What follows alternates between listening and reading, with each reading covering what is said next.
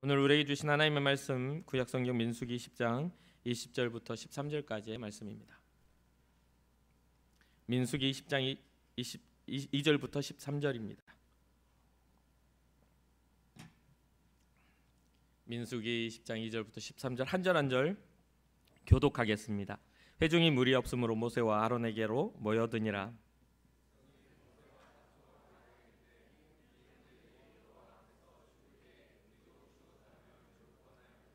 너희가 어찌하여 여호와의 회중을 이 광야로 인도하여 우리와 우리 짐승이 다 여기서 죽게 하느냐?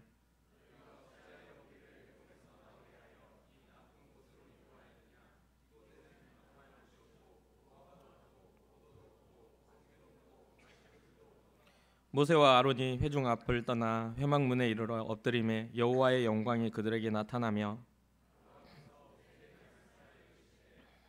지팡이를 가지고 내 형 아론과 회중을 모으고 그들의 목전에서 너희는 반석에게 명령하여 물을 내라 하라. 내가 그 반석이 물을 내게 하여 회중과 그들의 짐승에게 마시게 할지니라. 모세와 아론이 회중을 그 반석 앞에 모으고 모세가 그들에게 이르되 반역한 너희여 들으라. 우리가 너희를 위하여 이 반석에서 물을 내려 하고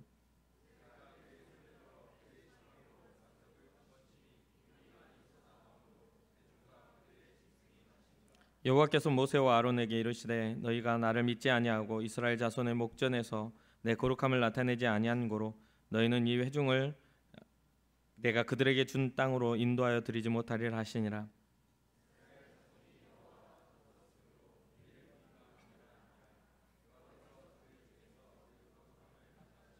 아멘, 아멘. 우리 고백합시다. 주님, 제가 여기에 있습니다.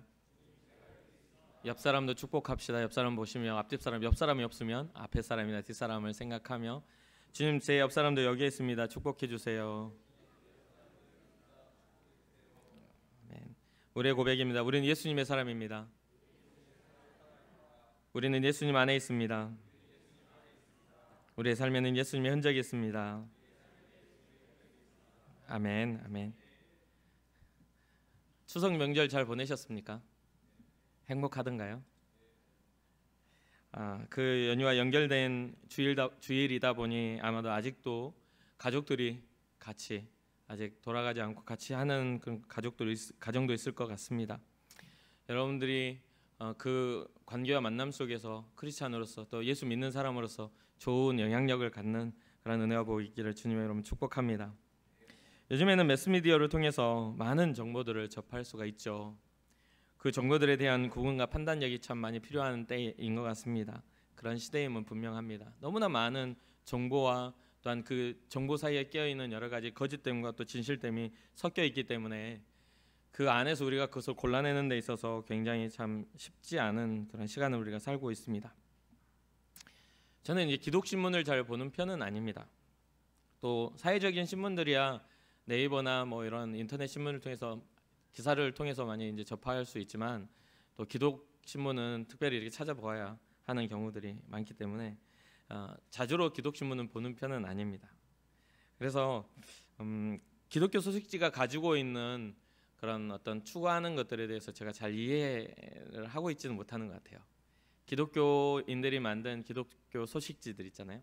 그런 소식지들이 어떤 목적을 가지고 그러한 언론 활동을 하고 있는지에 대한 그 이해가 깊지는 않습니다.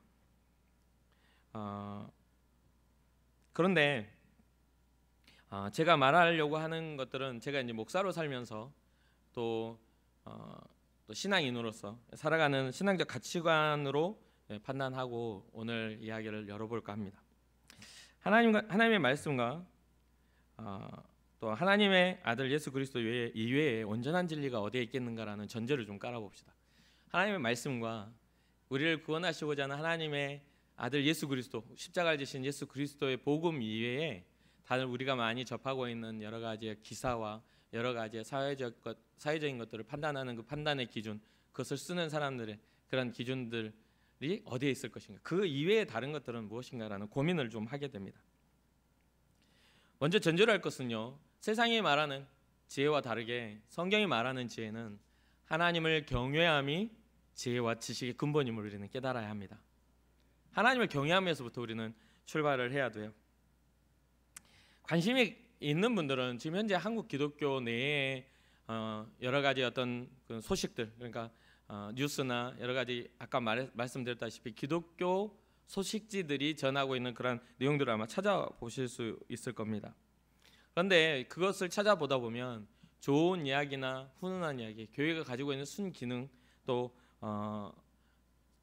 교회 안에서 성도의 어떤 거룩한 삶을 구별하는 이야기들도 종종 나오지만 부정적이고 안 좋은 이야기들이 거의 주를 이루는 것들을 보게 됩니다. 그런 것들도 많이 보셨을 거라고 생각을 해요. 그렇죠? 기독교 어떤 기사에 관심이 있는 분들은요. 그래서 저도 이제 근래에 시간이 좀 생겨나고 여러 가지 생각을 하다 보니 몇 번 기독교 단체 기사들을 본 적이 있습니다. 근데 그것을 보다가 기분만 상하고 그 기사를 덮었어요. 읽다가 기분만 상한 거죠. 기독교 매체들에 대해서 올바른 분별이 필요한 이 시대가 아닌가라고 제가 아까 말씀드렸다시피 그 이야기를 보다 보니까 기독교 개혁에 대한 이야기들을 막 하는 건 알겠는데 이야기가 잘 가다가 이상한 그런 부분들도 다 섞여 있는 것들을 보게 되더라고요. 하나님과 하나님의 아들 예수 그리스도 복음에 대한 진리에 대한 올바르게 세워져 있는 것들보다 기독교인들이 살아가면서 여러분도 저도 다양하게 여러 가지의 상황 속에서 여러 가지의 잘못과 실수 또 어떤 관계적 그런 어떤 깨어짐이 있지 않아요. 그렇잖아요. 우리가 잘해도 상대방이 불쾌하게 여기는 경우들도 꽤 세상 가운데 많거든요. 우리가 정말 정직하게 행해도 상대방이 평가에 바라보고 눈으로 보고 본 평가에 내 삶이 완전히 뒤집어지는 경우도 꽤 많이 주변에서 보게 돼요. 그러다 보니까 그 모든 어떤 그런 상황적 요소들을 우리가 배제하고서 그 기사만 봤을 때는 와 정말 저런 사람은 정말 죽어야 돼, 저런 사람들은 망해야 돼, 이런 생각이 들 만한 기사들이 너무 많이 나오더라는 거죠. 그래서 그 기사를 보면서 제가 그걸 덮었던 이유가 이 기독교 기사를 쓰고 있는, 그러니까 한 군데에서 쓴 것뿐 아니라 여러 기독교 소식지들 볼 때 어떤 생각을 하냐면 기독교가 가지고 있는 기본적인 정신을 빼버린 건 아닌가라는 생각을 하게 됐습니다. 그 기사를 쓰고 그것을 보는 사람들이 과연 정말 기독교를 긍정적으로, 예수 그리스도의 복음의 능력을 긍정적으로 받아들일 수 있을 것인가. 정말 저들이 말하는 개혁과 저들이 말하고 있는 도덕성의 회복은 잘못됐다라는 것을 저렇게 집어뜯어 들이파가지고 낱낱이 밝혀내놓고 용서를 빌어야만 되는 건가라는 생각을 하게 됐어요. 제가 자녀들을 키워보면서 한 가지 깨달은 건 뭐냐면요, 야단쳐가지고는 자녀는 절대 안 바뀌어요. 매 맞아가지고는 바뀐 게 아니에요. 바뀌지 않아요. 오히려 그 아이를 이해하고 그건 잘못된 거라고 끌어안고 대화할 때 그 아이들의 삶이 바뀌는 걸 보게 되거든요. 하나님은 여러 가지의 어떤 우리의 상황 속에서 결국은 야단도 쳐보고 여러 가지 방법들을 지금 사용하고 계시잖아요. 그죠? 그런데 그게 안 돼서 어떻게 된 거죠? 예수 그리스도라는 사랑의 방법으로 하나님의 언어로 우리에게 우리의 삶을 변화시키고 바꾸는 그런 하나님의 어떤 모습들이 우리에게 보여진 게 바로 현재의 우리의 신앙이잖아요. 우리는 용서받은 자예요. 그렇기 때문에 기독교 정신은 용서하는 자가 돼야 되는 거예요. 사랑받은 자예요. 그렇기 때문에 사랑해야 돼요. 그런데 변화시키고 바꾼다는 그런 이야기들이 너무나 아프고 너무나 찔러대고 그리고 해결점이 없어요. 그 모든 것들에 대안을 제시한다고 하지만 그것은 이론적인 것뿐이고 오히려 그런 대안을 제시한 사람들도 그렇게 살아가지 못하는 것을 보게 돼요. 글을 읽다 보니 이런 생각이 들었어요. 제목과 다르게 좋은 내용이 아니네. 제목은 굉장히 긍정적인 내용이었는데 들어가 보니 좋은 내용이 아닌 거예요. 그리고 그래 끝에만 좋게 썼네. 서론 본론이 완전히 정말 기독교는 망할 종교처럼 써놓고 마지막만 기독교의 정신은 이런 것이다. 이렇게 해가지고 좋은 결론을 맺어놓는 거예요. 또 한참 있다 보니 이게 도대체 무슨 뜻이지? 이런 생각들이 계속 드는 겁니다. 읽다 보니까 이게 도대체 무슨 뜻이지? 이 글을 쓴 사람은 기독교인인가? 이런 생각들을 하게 되더라는 거예요. 자신들이 누군가를 겨냥해서 썼던 그런 글들에는 용서가 없어요. 보이지 않아요. 그런데 그러다 보니까 어느 매체에서는 자신들이 그렇게 개혁을 주장하고 막 했던 것에서 그런 주장했던 사람이 무너진 거예요. 그 주장했던 사람이 평생을 교회를 갱신해야 된다, 교회를 개혁해야 된다 했던 사람이 무너진 거죠. 근데 그 사건은 보통 우리가 봤을 때는 그 교회라면 교회의 근간을 무너뜨리고 단체라면 단체의 근간을 무너뜨리는 일 아닙니까? 정치라도 그러한 일들이 일어나면 근간을 무너뜨려서 자리에서 내려와야 되는 거죠. 근데 거기에 글을 보면 자기네들 때 이제까지 손가락질을 했던 글들과 반대로 겸허하게 받아들이고 자기네 이것을 하나의 어떤 교훈 삼아 다시 한번 우리가 그 초심을 잃지 않고 나아가겠다는 그런 식으로 다른 사람에게 했던 그 독한 말은 하나도 없이 자기네들의 이야기는 부드럽게 용서를 바라는 이야기들로 포장되어 있더라는 거죠. 근데 그 사건이 잘못됐다라고 말하고 싶어서 이야기한 건 아니에요. 좀 이렇게 부정적으로 말하긴 했습니다만 이 기사와 똑같지 않습니까? 부정적으로 말하고 그런 거 하려고 한 게 아니라고 말하는 그런 똑같은 상황이 된 거잖아요. 그 반대되는 그 매체와 반대되는 계속 대립되는 그 사이트에 반대되는 기독교 소식지에 들어가서 글들을 막 읽었더니 아니나 다를까 그 부분에 대해서 붙잡고 그것을 찌르고 있다라는 거죠.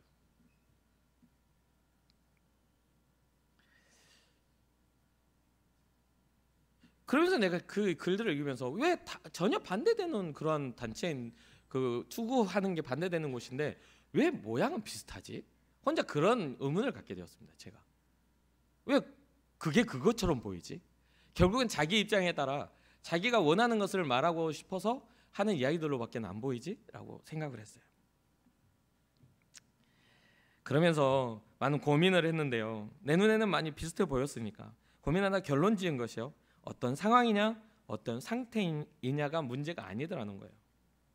그것을 바라보는 사람의 시각의 문제더라는 거예요. 그 사람의 판단과 그 사람의 생각의 문제더라는 거죠. 똑같은 상황을 보고도 다르게 그것을 기록하는 사람들이 있더라는 거예요. 그러니까 다른 관점에서 이해되는 사람은 그것을 지지하고 또 다른 관점은 그것을 지지하는 그런 정도의 이해일 뿐이었다는 거예요. 그래서 세상 살아가는 건 비슷하구나.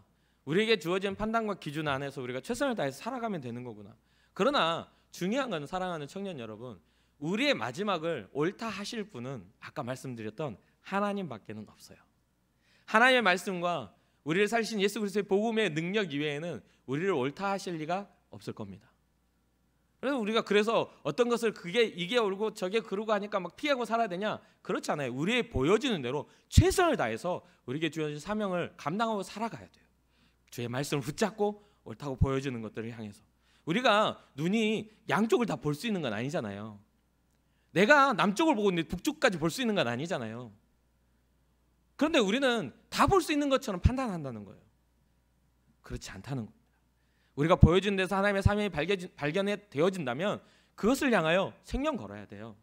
그게 북쪽이든 남쪽이든 서쪽이든 동쪽이든 내가 바라보는 곳에서 주님 서 계신 것을 발견한다면 그것을 향해 우리 나가야 돼요. 왜냐하면요, 서쪽이든 남쪽이든 그 선 곳에서 하늘을 보면 태양은 동일하게 내 정면에 있거든요. 이해되십니까? 하나님의 말씀과 진리는 우리가 바라보는 곳에 있으시다는 거예요. 그런데 그것을 어떤 기준에서 바라봐야 되죠? 하나님의 말씀의 기준에서 바라봐야 돼요. 오늘 우리가 서로 살펴봐야 할 본문에서는요, 이게 어떻게 해석되느냐에 따라서 어떤 일들이 일어나는지를 그냥 별거 아닌 이야기로 심각한 결론이 되어버리는 상황으로 치닫게 돼요. 그냥 지금까지 우리가 살펴봐왔던 이스라엘 백성들의 공통된 계속 패턴에 따른 그런 어떤 불평과 그런 죄악들이 일어났는데 이 일을 통해 가지고 여러 가지 상황들이 일어나 버리거든요. 정말 간단한 사건이면서도 정말 복잡한 일들이 일어납니다. 지금 상황은요, 이스라엘 백성이 광야 40년이 지나고 다시 정탐하였던 곳 가데아 바데스로 온 거예요. 가데아 바데스로 온 거예요. 신광야라고 하는 그곳으로 다시 왔어요. 정탐꾼을 보냈던 그 자리로 왔어요. 이곳은 이곳에 와서 이제 1세대가 거의 죽어가고 2세대가 무리를 지어 이제 40년의 시간이 끝나고 정월이라는 그 1절에 나오는 미리암의 죽음을 이야기를 하거든요. 1절에 정월에 미리암의 죽음이 이야기되면서 이제 신광야에 접어들어요. 이게 40년 광야 생활이 끝나는 것을 끝으로 고하는 그런 장면이에요. 그런데 40년 전에, 그러니까 38년 몇 개월 전에 바로 이 신광야라고 했던 그 자리가 또 있거든요. 르비딤이라는 그 곳이 있어요. 신의 광야, 그러니까 지금의 가데스 바네아가 아닌 신의 광야 앞에, 하나님의 호렙산 앞에서 신광야라고 하는 곳에서 똑같은 상황이 일어나요. 그래서 무리바라는 그 반석의 물이 터지는 사건이 일어나요. 출애굽기 17장에 나오는 사건이죠. 그런데 이 상황에서 이제 이 미리암의 죽음을 먼저 이야기한 이유가, 이 미리암이 어떤 사람이었죠? 모세의 누이, 그죠? 누나죠. 나이 차이로는 정확하게 나오진 않지만 적어도 둥둥 떠가는 그 모세의 그 광주리를 쫓아가서 어떤 논리적으로 그 모세를 건져낸 그 공주 앞에서 논리적으로 설명할 수 있을 만큼 성장한 누이예요. 그렇죠? 논리적인, 이 유모가, 내가 아는 유모가 있는데 젖먹일 수 있는 사람이 있다라고 소개할 수 있는 그런 논리적인 판단력을 가진 정도의 나이 차이예요. 그러면 적어도 7, 8살이나 10살 이상의 차이가 났을 만한 그런 경우죠. 아론과 그 모세의 나이 차이를 보면 한 3살 정도가 나요. 그러니까 그 위에 아론의 누나죠. 미리암은 더 큰 누나예요. 그런데 이 미리암이 죽었는데, 이 미리암은요, 이스라엘 백성들 중에 굉장히 여성 리더로 굉장히 앞서 있었던, 그래서 6월절에 그 구원을 보면서 이스라엘의 찬양, 하나님 앞에 말탄 자들에게서 우리를 구원하셨다면서 찬양을 이끌었던 찬양 리더자로 성경이 기록을 하거든요. 출애굽기 15장 20절에 기록을 해요. 그런데 이 미리암이 그렇게 리더로 세워져 있었는데, 이 자기의 어떤 리더십을 가지고 모세에게 반대되는, 모세를 향하여 반대되는 그런 모습을 보였던 기록이 있거든요. 모세가 구스 여인, 그러니까 다른 민족의 여인을 취함으로 인해서 정말 네가 부정하다 하면서 미리암이 어떻게 이스라엘 민족의 지도자로서 다른 민족의 여인을 취할 수 있냐 하면서 비난했다가, 하나님이 모세를 대변하면서 미리암이 문둥병에 걸려요. 나병에 걸려서 모세의 중보를 통해 다시 미리암이 회복하며, 미리암의 사역 자체가 굉장히 좀 뭐라고 해야 되죠? 축소되면서 사라져요. 기록이 별로 없어져요. 되게 그 사건을 통해서 미리암이 의기소침해서 모세가 하는 일에는 다 따라가는 그런 어떤 조용하게 모든 리더십을 따라가는 그런 일들을 보이게 돼요. 기록이 별로 나오질 않아요. 그랬던 미리암이 죽었다는 것은, 그랬음에도 불구하고 이스라엘 민족 중에 미리암은 리더로서, 지도자로서, 여성 지도자로서 굉장히 영향력이 있었다는 것을 이야기하고 있는 거죠. 미리암의 마지막 그 1세대의 이스라엘 백성들, 말탄자 그 애굽의 병거 아래서 우리를 구원하셨다라며 찬양을 이끌었던 미리암의 죽음을 통해 마지막에 이제 가데스 바네아의 신광야에 그냥 입성하기 전의 상황들을 모세는 기록하고 있는 거예요. 그런데 이 가데스 바네아에 모인 백성들에게 문제가 생겼죠. 오늘 본문에 보면 어떤 문제가 생겼죠? 이 가데스 바네아는 원래는요, 큰 오아시스가 있는 지역이에요. 큰 물이 있어서 많은 어떤 그런 풍요로움이 있었던 지역이에요. 그런데 이 지역에 도착한 이스라엘에게 문제가 생겼어요. 뭐가 문제가 생겼죠? 가뭄으로 인해 오아시스가 마른 겁니다. 그래서 백성들이 마실 물이 없었어요. 이 부분에 있어서 이제 백성들 사이에 기대감이 있었겠죠. 이제 거기 오아시스 그 물이 있는 곳에 가면 우리가 시원한 물을 마실 수 있을 거야 라는 그런 생각을 했겠죠. 그리고서 모세를 따라 왔는데 물이 없는 겁니다. 이 기대감은요, 목마름에 대한 해갈이기도 했고, 또한 오아시스 땅이 가진 기름짐에 대한 기대감이기도 했습니다. 근데 그 땅이 갈라져 버린 그 가뭄, 물이 없는, 충분한 물이 없는 그것을 보면 이스라엘 백성들이 어떻게 되겠을까요? 절망했겠죠. 절망을 했어요. 불평하는 이스라엘 백성들에 대해서 오늘 함께 다시 한번 읽어볼까요? 민수기 20장 2절부터 5절까지의 말씀입니다. 같이 읽어봅시다. 시작.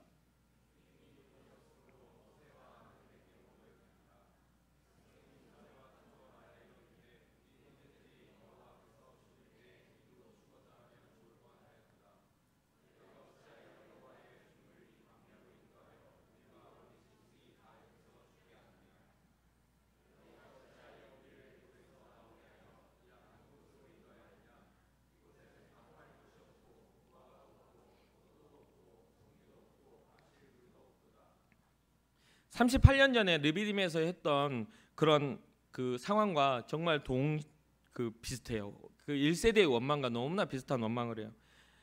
출애굽기 17장 3절에 보면 이렇게 기록해요. 거기서 백성이 목이 말라 물을 찾으며 그들이 모세에게 대하여 원망하여 이르되 당신이 어찌하여 우리를 애굽에서 인도해 내어서 우리와 우리 자녀와 우리 가축이 목말라 죽게 하느냐. 38년 전에도 1세대의 원망이 지금 거의 38년 후, 그러니까 40년 광야 생활을 한 2세대의 원망도 동일하게 그렇게 보게 돼요. 무엇을 의미합니까?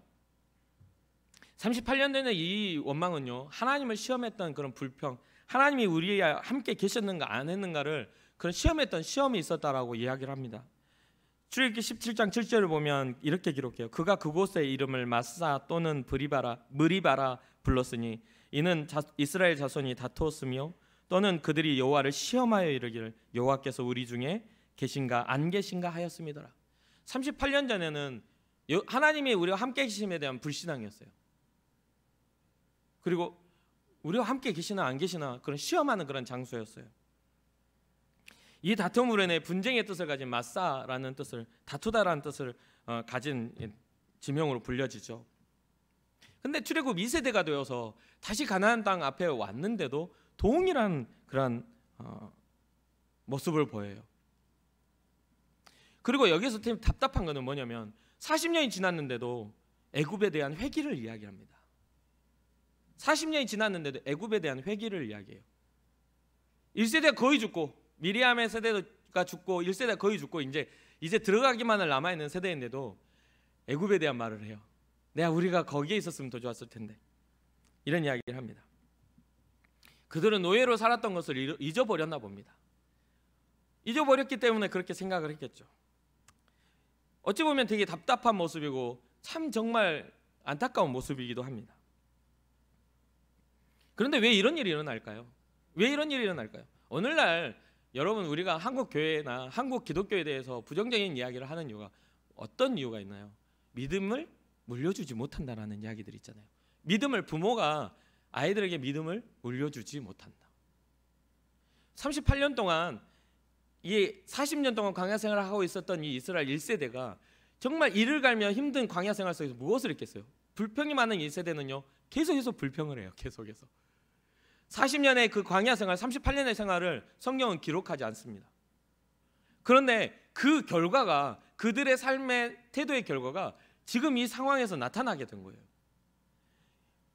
이 세대가 어떻게 알겠냐 이 말이에요. 그걸 어떻게 기억하겠어요? 그런데도 계속 이야기를 해서 그 상황들을 계속 물려줬다는 거죠. 이 세대의 생각이 부모의 세대의 그런 대물림을 통해 반영되었다라고도 볼 수 있습니다. 더군다나 이스라엘과 모세는요 38년 전과 같이 다툽니다. 지금 다투게 되는 이유가 뭐예요? 우리 형제들이 여호와 앞에서 죽을 때 우리도 죽었더라면 왜 이 광야로 인도하여 우리와 우리 짐승이 다 죽게 하느냐? 왜 애굽에서 나오게 하여 이 나쁜 곳으로 인도하였느냐? 이곳에서는 맛있는 과일도 없고 먹을 물도 없고 씨앗을 뿌릴 땅도 없다 라고 하면서 불평하는 내용, 이 내용을 통해 모세와 이스라엘 백성이 지금 다투고 있는 겁니다. 이 일을 접한 모세는요 하나님의 하나님의 성막이죠, 하나님의 거룩한 회막문 앞에, 성경에 보면 회막문 앞에 엎드렸다 기록합니다. 그때 하나님이 모세에게 말씀하시죠. 민수기 오늘 본문 20장 7절과 8절입니다. 여호와께서 모세에게 말씀하여 이르시되 지팡이를 가지고 내 형 아론과 함께 회중을 모으고 그들의 목전에서 너희는 반석에게 명령하여 물을 내라 하라. 내가 그 반석이 물을 내게 하여 회중과 그들의 짐승에게 마시게 할지니라. 이스라엘 백성의 불평이에요. 하나님이 화를 내시지 않아요. 지난주에 우리가 봤어요. 죄를 짓고 하나님 화내시고 모세에 중보하고 또 용서하시고 또 그 대가를 치르는 이 패턴이 있다고 했잖아요. 근데 여기서는 놀랍게 이스라엘 백성이 분명히 불평하며 모세와 다투며 일이 일어났는데 하나님이 화를 내시는 모습이 나오지 않고 오히려 모세에게 지팡이를 들어라, 그리고 반석에 가서 명령을 해라, 그러면 내가 물을 내게 하겠다. 그리고 모세는 하나님의 명령대로 지팡이를 들고 이스라엘 백성을 모읍니다. 그리고 그 모은 모습 속에 하나님 앞에서의 명령받은 것과 좀 다른 부분들이 기록이 되는 걸 보게 돼요. 우리 한번 읽어볼까요? 민수기 20장 9절부터 11절입니다. 시작.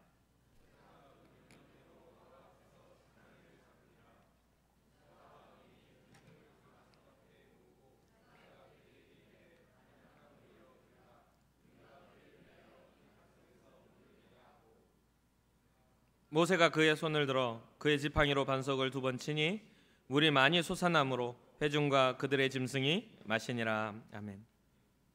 이 부분을 읽어보면요, 이 부분 출애굽기 17장 사건과 조금 다른 부분이 나와요. 출애굽기 17장 5절과 6절에는 이렇게 기록합니다. 여호와께서 모세에게 이르시되 백성 앞을 지나서 이스라엘 장로들을 데리고 나일강을 치던 내 지팡이를 손에 잡고 가라. 내가 호렙산에 있는 그 반석 위 거기서 내 앞에 서리니 너는 그 반석을 치라. 그것에서 물이 나오리니 백성이 마시리라. 모세가 이스라엘 장로들의 목전에서 그대로 행하니라. 여기에서 보면 지금 민수기 20장에서는요 그 반석 앞에서 뭐 하라고 그러죠? 명령하라고 그래요. 그런데 출애굽기 17장에는 뭐 하냐면 그 반석을 치라 합니다. 지금 시점은요 출애굽기 17장이 과거고요, 민수기 20장이 현재입니다. 그렇죠? 그러니까 과거에는 치라고 말씀하셨고 현재에는 명령하라 말씀하신 거예요. 내용이 틀려요. 그런데 이 모세가 이 11절에 보면 그 손을 들어 그 지팡이로 반석을 2번을 쳐버립니다. 명령하라 하셨는데 지팡이를 들어서 쳐버려요. 여기에서 이게 큰 문제가 됩니다. 이 2번의 사건과 좀 연관지어서 보게 되면 또 우리가 아까 제가 그 기독교 어떤 뭐죠? 기사를 쓰는 그런 단체들에 대해서 이야기했던 거 약간 우리가 좀 연관을 시켜봤으면 좋겠어요. 뭐냐면 하나님의 말씀이 과거 8년 전과 38년이 지난 지금이 동일한가요? 달라요. 전혀 다릅니다. 이스라엘 백성이 처한 상황도 달라요. 그것을 받아들인 인물도 다릅니다. 그리고 그런 상황 속에서 하나님이 원하시는 그런 어떤 삶의 깊이도 좀 달라졌을 거라고 저는 생각을 해요. 무슨 뜻인지 이해가 되시죠? 막 출애굽을 해가지고 1년밖에 얼마 지나지도 않은 그런 사람들, 1년도 채 안 된 사람들에게 그런 일들과 광야 생활 속에서 뜨거운 햇볕과 그런 것들에 다 정말 하나님 은혜 아니면 만나가 아니면 하나님이 불기둥과 구름기둥이 아니면 살지 못했던 세월을 살아왔던 사람들의 그런 지금 것과는 좀 차이가 있지 않을까요? 그래서 하나님께서 명령만 하면 물을 내겠다 하셨던 그 말에 오히려 지금 상황에서는 모세가 감정이 상했던 모습을 보게 돼요. 모세가 화가 났어요. 그래서 모세가 한 말이 이래요. 반역한 너희여 들으라. 우리가 너희를 위하여 이 반석에서 물을 내랴? 이게 어떤 여러분 이상한 점을 발견할 수 있나요? 누가 물을 낸다고요? 우리가요? 하나님이 하시는 일, 명령만 하면 하나님이 하셔야 될 일을 모세가 한 겁니다. 물론 하나님은 그 행위를 통해서 반석에서 물이 터져 나오게 하시는 그 은혜가 있었어요. 그런데 하나님이 하셔야 될 일 앞에 모세가 선 거예요. 오늘날 여러분들이 이단을 구분한다, 교회의 부정적인 것들을 구분한다, 거기서 멀어져야 하고 여러분들이 거룩하게 여러분을 구별하기 위해서는 그걸 잘 봐야 돼요. 우리의 사역 가운데 주님이 하셔야 될 자리에 사람이 서 있으면 그 사람은 반드시 잘못된 겁니다. 그 어떤 위치에 있는 사람이라도 여러분과 우리 이 땅 가운데 살아가는 모든 목회자들이라 할지라도 그 화려함 속에 주의 영광을 나타내는 일이 아닌 것은 다 주의 일이 아니에요. 정말 단순하지 않습니까? 이단들을 구별할 때에도 여러분들 주의 말씀 잘 배우고 이단들도 잘 가르쳐줘요. 그런데 그 결정적인 상황 속에 우리를 구원하실 이름 위에 다른 이름이 있다면 그건 분명하게 이단입니다. 분명합니다. 잘못된 거예요. 모세는 이 무리바 물 사건을 통해서 하나님은 이 모세의 모습을 통해 우리에게 이걸 가르쳐주고 계시는 거예요. 하나님의 거룩함을 드러내지 않았다라고 이야기를 해요. 모세의 엄청난 실수가 나오죠. 근데 이해가 되죠? 왜요? 38년 전에는 반석을 치라고 해가지고 반석에서 물이 나왔단 말이에요. 그건 작은 사건이 아니었기 때문에 모세가 기록하고 출애굽기 17장에 38년 전의 일을 기록했을 정도로 큰 사건이었기 때문에 모세의 생각 속에는 이거는 돌에서 물이 나온 것들은 큰 사건이잖아요. 그래서 그 경험들이 모세에게 있었을 거예요. 그렇기 때문에 명령만 하면 나온다는 그것에 자기의 경험이 섞여서 반석을 치게 된 거죠. 그것도 뭐까지요? 감정까지 섞어서 2번 친 거예요. 자기의 감정도 섞어서. 여기에서 했던 모세의 실수는 또 한 가지가 있어요. 이스라엘 백성의 죄와 그것을 중보했던 모세의 모습이 아니었다는 겁니다. 정말 이제껏 잘 참고 잘 견뎠던 모세의 모습과는 좀 다른 부분이 돼요. 모세는 온유함이 온 지면에 승하다 할 정도로 하나님이 인정하시는 사람이에요. 하나님이 벗이라고 말을 들었던 사람이에요. 그럴 정도의 사람인데 지금 상황의 싸움에 있어서 모세의 감정은 크게 상하게 되고 그러한 감정이 행동으로 나타내는 상황입니다. 이에 대한 결과가 너무나 참담하죠. 어떻게 되죠? 여호와께서 모세와 아론에게 이르시되, 민수기 20장 12절과 13절입니다. 너희가 나를 믿지 아니하고 이스라엘 자손의 목전에서 내 거룩함을 나타내지 아니한 고로 너희는 이 회중을 내가 그들에게 준 땅으로 인도하여 드리지 못하리라 하시니라. 이스라엘 자손 여호와와 다투었으므로 이를 무리라 하니라. 여기 보면 모세와 다툰 것들이 모세와 다툰 일을 여호와와 다퉜다라고 기록을 해요. 이스라엘 백성이 모세에게 대적한 것을 여호와 하나님과 다퉜다고 이야기를 해요. 그 말은 뭐냐면 대변자 하나님의 말씀을 대변했던 그 모세를 대적하고 그를 이끌었던 하나님에 대한 그런 어떤 원망을 한 거거든요. 그래서 하나님과 그들의 불평은 모세뿐 아니라 하나님께 그 대상이 있었던 것을 보게 됩니다. 이 사건을 통해 모세와 아론은요 이스라엘 그러니까 가나안 땅에 들어가지 못하게 됩니다. 모세의 행위는 그 행동했던 그 행동이 이스라엘 백성과 같은 불신앙이 되어버렸어요.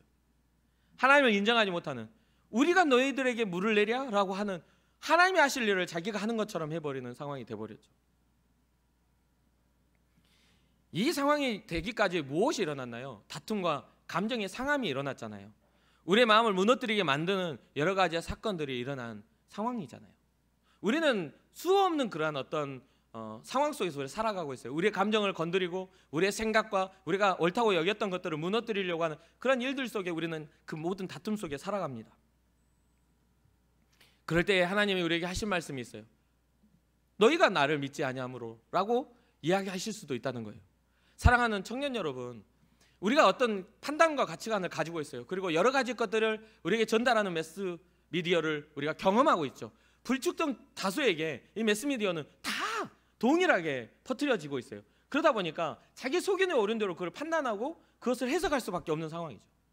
그런데 우리가 정말 신앙 안에서 그것을 잘 해석하고 잘 판단하려면 우리의 생각과 경험에 비춰서 그것을 해석할 것이 아니라 하나님의 말씀과 하나님의 뜻에 따라 그것을 해석해야 한다는 겁니다. 과거에 이랬으니까 오늘도 그럴 거라고 생각하지 말고 오늘날 우리에게 말씀하시는 하나님에 대해 우리는 귀 기울여야 한다는 거예요. 이해가 되십니까? 날마다 우리가 우리 스스로를 정말 이렇게 변화시키고 바뀌어가며 주의 영광 위에 우리가 변화시키는 여러분과 제가 되기를 소망합니다.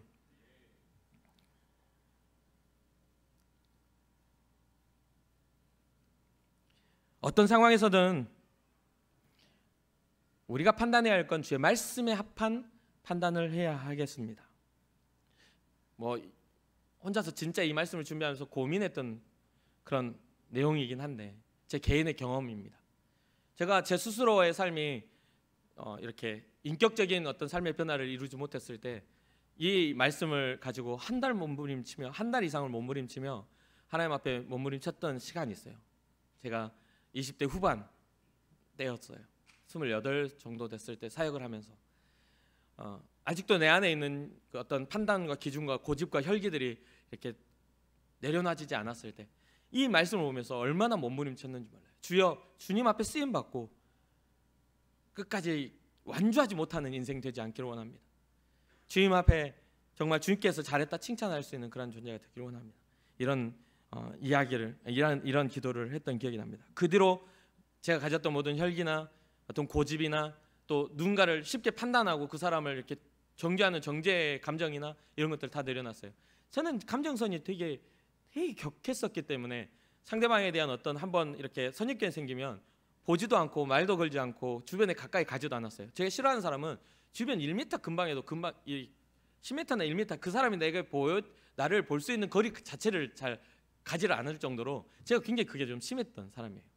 그런데 하나님께서 내게 그러셨다면 내가 살 수 없었겠다라는 그런 어떤 은혜를 깨닫게 되고 지금은 그런 삶이 전혀 아닌 삶을 살죠.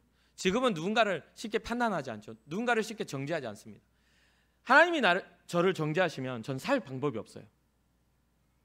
그리스도 예수 안에 이제 결코 정죄함이 없다라는 로마서 8장 1절의 말씀은 바로 저의 말씀입니다.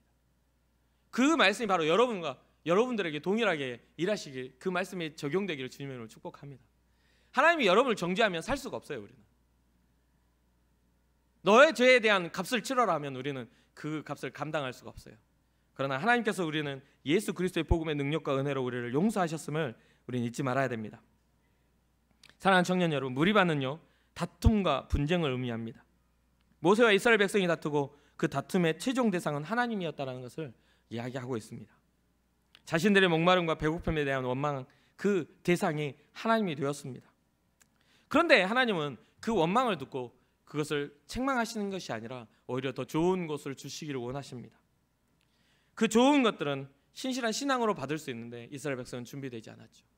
오히려 그것을 실행했던 모세도 무너지고 말았습니다.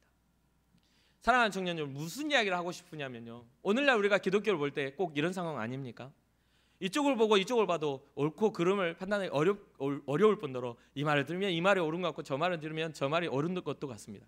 반면에 삐딱한 시선을 가지면 이 말을 들어도 말도 안 되는 것 같고 저 말을 들어도 말도 안 되는 것 같이 보여집니다. 들려집니다. 그렇죠? 그런데 이것을 우리가 판단할 수 있는 게 저는 주의 말씀임을 꼭 기억하십시오. 여러분들의 삶 속에서 주의 말씀이 일하시고 역사하셔서 여러분의 삶을 이끌어 가시를 주님의 이름으로 축복합니다. 우리가 어떤 판단, 어떤 기준을 가지고 살아가느냐가 중요한 게 아니라 주의 말씀을 붙잡고 살아가고 있느냐 아니냐가 정말 중요합니다. 그래서 오늘날 우리가 살아가는 삶에 있어서 모세와 같은 실수를 범하지 마십시다. 주의 일을 한다고는 하는데 우리의 감정과 생각을 섞어 반석을 2번 때리고 있는 그런 모습을 우리는 보여서는 안 되죠. 오히려 주의 말씀대로 나의 힘이, 나의 모든 것들이 들어가지 않아도 주님 명령만 하시면 된다라는 말씀대로 그 반석을 향하여 명령하며 나아갈 수 있는 우리가 되었으면 좋겠어요. 여러분 아시죠? 오늘날에는 기독교는요, 기도해도 안 된다라는 생각들이 팽배합니다. 주의 말씀대로 따라가는 것도 미련한 것이라고 생각하는 생각들이 팽배합니다. 여러분들의 중심 가운데 그런 게 있을 수도 있어요. 말씀대로 했더니 안 되더라, 기도했더니 안 되더라 할 수도 있어요. 그러나 그것은 하나님이 하실 일이지 우리가 결정할 일이 아니에요. 위대하신 하나님 앞에 우리의 신앙을 드려 오늘 주님 앞에서 우리가 살아가는, 주님 앞에 서 있는 우리의 모습을 발견하기를 주님을 축복합니다.